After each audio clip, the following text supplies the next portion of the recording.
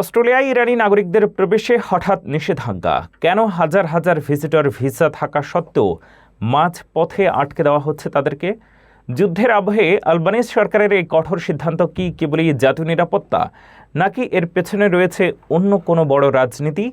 বিস্তারিত জানুন প্রতিবেদনে।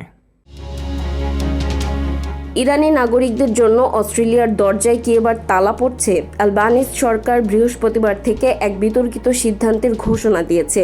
এখন থেকে অস্ট্রেলিয়ার বাইরে থাকা সাবক্লাস 600 বা ভিজিটর ভিসাধারী ইরানিরা দেশটিতে পুনরায় প্রবেশ করতে পারবেন না। ইরান, ইসরায়েল ও আমেরিকার চলমান যুদ্ধের প্রেক্ষাপটে এই কঠোর পদক্ষেপ নেওয়া হয়েছে।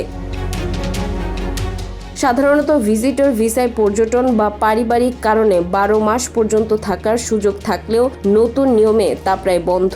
আগামী 6 মাস এই নিষেধাজ্ঞা কার্যকর থাকবে, তবে কিছু বিশেষ ক্ষেত্রে ছাড় দেওয়া হয়েছে, যেমন অস্ট্রেলীয় নাগরিক বা স্থায়ী বাসিন্দাদের স্বামী বা স্ত্রী, সন্তান অথবা 18 বছরের কম বয়সী সন্তানের অভিভাবকরা প্রবেশের অনুমতি পাবেন।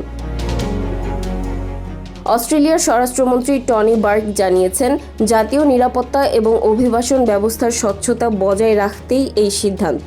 যুদ্ধের কারণে অনেক অস্থায়ী বাসিন্দা নির্ধারিত সময়ে দেশ ছাড়তে পারবেন না, এমন আশঙ্কায় সরকার এই আগাম ব্যবস্থা নিয়েছে। তার মতে, ছুটির বুকিং দেওয়া মানেই স্থায়ীভাবে থাকার অধিকার পাওয়া নয়।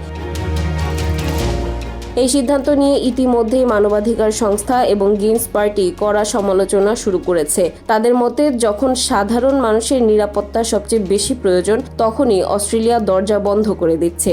গ্রিনস সিনেটর ডেভিড শুব্রিজ একে আমেরিকার অবৈধ যুদ্ধকে সমর্থন এবং সাধারণ ইরানিদের সাথে বিশ্বাসঘাতকতা হিসেবে অভিহিত করেছেন। ইরানি ফুটবল দলের সদস্যদের আশ্রয় দিয়ে প্রশংসা কুড়ালেও সাধারণ ইরানি নাগরিকদের জন্য এই নিষেধাজ্ঞা অস্ট্রেলিয়ার মানবিক ভাবমূর্তি নিয়ে প্রশ্ন তুলছে।